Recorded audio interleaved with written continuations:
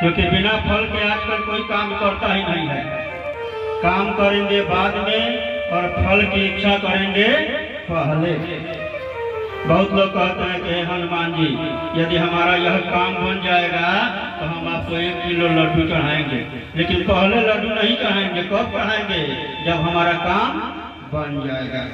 इसलिए फल की इच्छा लोग पहले चाहते हैं कलयुग में, और कर्म जो है बाद में करना चाहते हैं। तो भागवत में की पद्धति क्या है, इस भागवत के श्रवण का नियम क्या है, और भागवत क्यों सुनी जाती है। तो क्या है कि जो भी ये प्रश्न किया गया है कि भागवत क्या है, इसका फल क्या है, क्यों सुननी चाहिए, तो भागवत में एक भागवत महात्मा है जो 5 अध्याय का है, उसी में इनका वर्णन है। तो उस महात्मा का हम वर्णन करते हैं। सच्चिदानंद रूपाय विश्वोत्पत्त्यादि हेतवे तापत्रय विनाशाय श्री कृष्णाय वयम् नमः। सच्चिदानंद ईश्वर का नाम है जो 3 शब्दों से मिल करके बना हुआ है।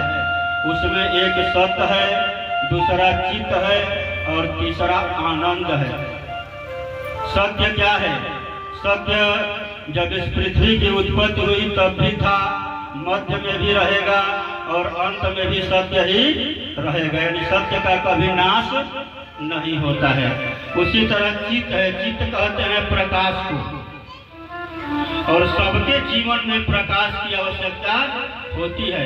एक प्रकार का प्रकाश ही है जो हमारे अंदर बसा हुआ है, जिसको हम आत्मा कहते हैं। यदि वह प्रकाश हमारे शरीर से निकल जाए तो इस शरीर का कोई मोल नहीं रहेगा। इसलिए प्रकाश का भी जीवन में बहुत बड़ा महत्व है। और तीसरा जो है आनंद। आनंद हम लोग किसको समझते हैं कि बाजा बजा लिए, नाच लिए, गा लिए, खूब डीजे पर भांगड़ा कर लिया, अब आनंद हमको आ गया।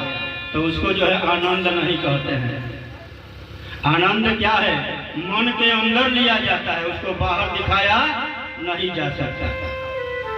यानी आनंद भी ईश्वर का ही एक रूप है। और इन तीनों शब्दों से मिलकर बना है सच्चिदानंद, जो भगवान श्री कृष्ण का नाम है। इसलिए सबको जो है भगवान श्री कृष्ण का नाम हमेशा जपते रहना चाहिए।